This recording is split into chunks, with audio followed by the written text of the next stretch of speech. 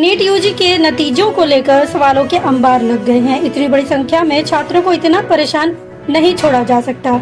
इसका एक ही तरीका है कि national testing agency press release की जगह प्रेस कॉन्फ्रेंस करे और जो इस विषय के जानकार हैं उनके सवालों के जवाब दे। प्रेस रिलीज से ये हो रहा है कि सभी को अपने सवालों का जवाब नहीं मिल रहा है। होना ये था कि 14 जून को रिजल्ट आएगा, तो फिर 4 जून को रिजल्ट क्यों जारी किया गया? जिस दिन चुनाव के नतीजे आ रहे हैं उसी हंगामे में आप रिजल्ट जारी कर रहे हैं। क्या इसलिए कि किसी चीज पर लोगों का ध्यान न जाए? इसका इंतजाम करना था। प्रेस के पास वक्त ना हो उसे रिपोर्ट करने के लिए इसकी व्यवस्था करनी थी। 10 दिन पहले नतीजा जारी करने के पीछे क्या मकसद हो सकता है? जब एक बार कैलेंडर तय हो गया तो उस पर कायम रहना चाहिए था। अपने स्पष्टीकरण में एनटीए परीक्षा के 30 दिन के भीतर रिजल्ट घोषित करने का अपनी उपलब्धि बता रहे हैं और कह रहा है कि सब निर्धारित प्रक्रियाओं के अनुसार हुआ है। उसका दावा है कि पूरी प्रक्रिया में पारदर्शिता बरती गई है, लेकिन तय शेड्यूल से 10 दिन पहले रिजल्ट जारी करने पर कोई सफाई नहीं। नीट 720 अंकों का होता है। कई छात्रों ने कहा कि उन्हें 717, 718, 719 नंबर आए हैं। ये हो ही नहीं सकता, क्योंकि जब आप एक सवाल का जवाब गलत करते हैं तो आपके 5 नंबर कट जाते हैं। तो इस हिसाब से 717 की जगह 715 आने चाहिए, 718 या 719 नहीं। ऐसा क्यों हुआ? इसे लेकर भी लोग सवाल कर रहे हैं। दूसरा बड़ा सवाल है ग्रेस मार्क्स दिए जाने का। एनटीए ने कहा कि 1500 से भी अधिक छात्रों को ग्रेस मार्क्स दिए गए हैं क्योंकि इन्हें प्रश्न पत्र देरी से मिला। ये ग्रेस मार्क किस फॉर्मूले के तहत इन छात्रों को दिया गया ये साफ नहीं है। अगर किसी भी सेंटर पर प्रश्न पत्र देरी से मिला है तो छात्रों को उतना समय ज्यादा दें। उस सेंटर पर तो सुरक्षा रहती है, छात्र बाहर भी नहीं जा सकते हैं और बाहर से उनका संपर्क भी नहीं हो सकता है। तो फिर देरी होने पर ग्रेस मार्क का रास्ता क्यों चुना गया? फिर ये कैसे भरोसा किया जाए कि 1500 से अधिक छात्रों को ही ग्रेस मार्क्स दिया गया है? छात्र ये भी सवाल कर रहे हैं क्योंकि छात्रों के माता पिता का कहना है कि अगर इतनी ही संख्या होती तो रैंकिंग में इस बार इतना फर्क नहीं आता। जिस नंबर पर पिछले साल छात्र को 17,000 रैंकिंग आई, इस बार 500 रैंकिंग चली गई। ऐसा एक अभिभावक ने बताया। रैंकिंग नीचे जाती है, लेकिन कहा जा रहा है इतना नीचे नहीं जा सकती। ये प्रत्याशित है। एक सवाल 4 नंबर का है और सवाल गलत करने पर 1 नंबर की नेगेटिव मार्किंग है, यानी एक सवाल गलत होने पर आपके 5 नंबर कम होंगे। ये दलील दी जाती है अगर आपने एक सवाल गलत कर दिया है तो 720 में 715 नंबर आएंगे। इसके जवाब में एनटीए का कहना है कि पंजाब हरियाणा हाई कोर्ट में कुछ छात्र चले गए कि उन्हें देर से प्रश्न पत्र मिला। एनटीए ने सीसीटीवी फुटेज चेक किया और पता चला कि उम्मीदवार की गलती नहीं थी। फिर उन्हें ग्रेस मार्क्स दिए गए, जिससे 718 आया और 719 आया। लेकिन ये तो बहुत विचित्र दलील है। भले सुप्रीम कोर्ट ने 2018 में ग्रेस नंबर देने के लिए कहा था, मगर इसका तो कोई फॉर्मूला होना चाहिए। सवाल ये भी है, क्या पंजाब और हरियाणा में ही प्रश्न पत्र मिलने में देरी हुई? एनटीए को बताना चाहिए कि कितने राज्यों के सेंटर पर देरी से प्रश्न पत्र मिला। ग्रेस मार्क्स वाले छात्रों की संख्या क्या है? क्या एनटीए ने इस तरह का फॉर्मूला पहले भी बनाया था? और बनाया था तो नीट 2024 के ब्रोशर में क्यों नहीं दिया गया? अचानक से सुप्रीम कोर्ट के आदेश का बहाना बनाकर आप ग्रेस मार्क्स नहीं दे सकते। ग्रेस मार्क्स देने का फॉर्मूला तो पहले से तय होना चाहिए, क्योंकि आपको मालूम है कि प्रश्न पत्र देने में देरी हो सकती है। इन्हीं सब कारणों से छात्रों को शक हो रहा है कि घोटाला तो नहीं है, और वो इस देश में घोटाले की उम्मीद या आशंका क्यों न करे, जहां किसी को भी घर से उठाकर फर्जी मामले में जेल में डाल दिया जाता है, कई साल तक जमानत नहीं मिलती। ये दावा किस रिकॉर्ड के दम पर किया जाता है कि सरकार की तरफ से कि हम जो कि भी कह रहे हैं आप उस पर विश्वास कीजिए। तो जो छात्र कह रहे हैं उनके सवालों के जवाब इस तरह से दिए जाने चाहिए ताकि वे विश्वास करें। शिक्षा और परीक्षा के विषय पर लिखने वाले माहेश्वरी पेरी ने ट्विटर पर लिखा है कि कुछ कोचिंग संस्थाओं ने दावा किया है कि उनके यहाँ 21 टॉपर हैं, तो किसी के यहाँ 27 टॉपर हैं। किसी भी कोचिंग संस्थान के टॉपर में हरियाणा के विवादित केंद्र के 6 टॉपर शामिल नहीं है। एक सेंटर से 6 लोगों के टॉप करने से भी आशंका पैदा हो रही है। ये कौन है? कहीं कुछ गड़बड़ी तो नहीं हुआ? मेरा ये सवाल है कि क्या कोचिंग सेंटर के टॉपर के लिस्ट पर भरोसा कर लिया जाए? उससे तुलना की जा रही है, वो सही है क्या? कोचिंग सेंटर तो ना जाने किसे अपना टॉपर बना दे। फिर भी अगर एक सेंटर से 6 लोग टॉप कर रहे हैं तो देखा जाना चाहिए। इस सवाल में दम लगता है।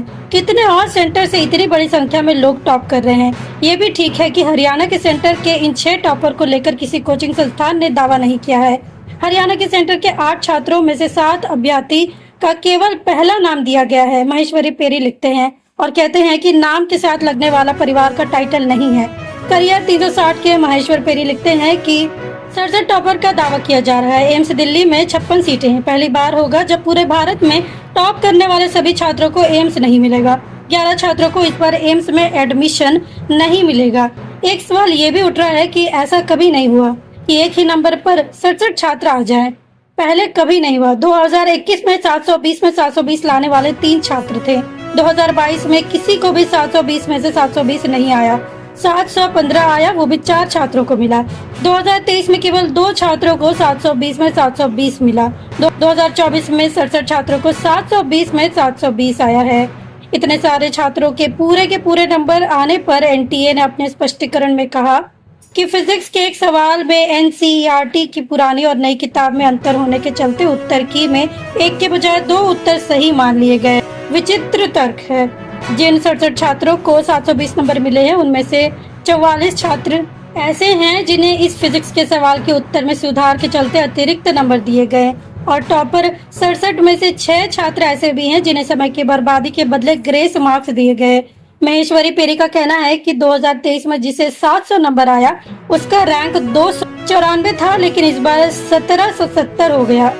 650 नंबर जिसे आया था उसे 6803 रैंक मिला, लेकिन 24 में इतने ही नंबर पर रैंक मिला 21724। एक साल में इतना अंतर आना संभव है ही नहीं। पहली बार ऐसा हुआ है जब नीट का कट ऑफ इतना ऊपर चला गया। एनटीए का कहना है इस बार प्रश्न पत्र आसान आए और छात्रों का प्रदर्शन बेहतर हुआ। ये कहीं से ठोस जवाब नहीं लगता। कांग्रेस महासचिव प्रियंका गांधी और पार्टी प्रवक्ता सुप्रिया श्रीनेत ने भी इस मामले पर विस्तार से ट्वीट किया है कि 5 मई को नीट 2024 की परीक्षा हुई, जिसका परिणाम 14 जून को आना था, लेकिन ये परिणाम 10 दिन पहले ही निकाल दिया गया, जिस दिन लोकसभा चुनाव के नतीजे आ रहे थे। परीक्षा करने वाली एजेंसी एनटीए के ऊपर सवाल उठ रहे हैं। इम्तिहान के ठीक 24 दिन पहले 9 और 10 अप्रैल को एप्लीकेशन विंडो खोला गया। अब सवाल उठता है ऐसा क्यों किया गया? कितने बच्चों ने तब फॉर्म भरा? उनमें से कितने कौन से सेंटर के थे? उनमें से कितनों का चयन हुआ? उनके रोल नंबर सार्वजनिक करने की मांग उठा रही हूँ, सुप्रिया लिखती हैं। पहले नीट पेपर लीक की खबर, अब रिजल्ट में गड़बड़ी से देश के लाखों युवाओं का भविष्य बर्बाद हो रहा है। सरकार से जवाब चाहिए। सभी 67 टॉपर छात्रों के बराबर अंक आए हैं। अब उनमें से एडमिशन में रैंकिंग तय करने के लिए एप्लीकेशन नंबर के हिसाब से चुना जाएगा। ध्यान से सुनिए। मान लीजिए अगर एम्स में भर्ती के लिए सीट से अधिक टॉपर पहुंचे तो जिसके एप्लीकेशन का नंबर बड़ा होगा उसे नहीं लिया जाएगा। ये कमाल है ना? ये तो फालतू बात हुई। एप्लीकेशन नंबर देखकर आप एम्स में एडमिशन देंगे और जिसका एप्लीकेशन नंबर बड़ा होगा उसका एडमिशन नहीं होगा। इससे बकवास बात क्या हो सकती है? क्या धर्म के नशे में जनता ने ये भी देखने की बुद्धि खो दी है? तब तो इस देश में मेडिकल टेस्ट बंद कर मंदिर प्रवेश का टेस्ट ही होना चाहिए, उसी में सब खुश रहेंगे। एक इम्तिहान इस देश में ढंग से आयोजित नहीं हो पा रहा है, तमाशा बना कर रख दिया है।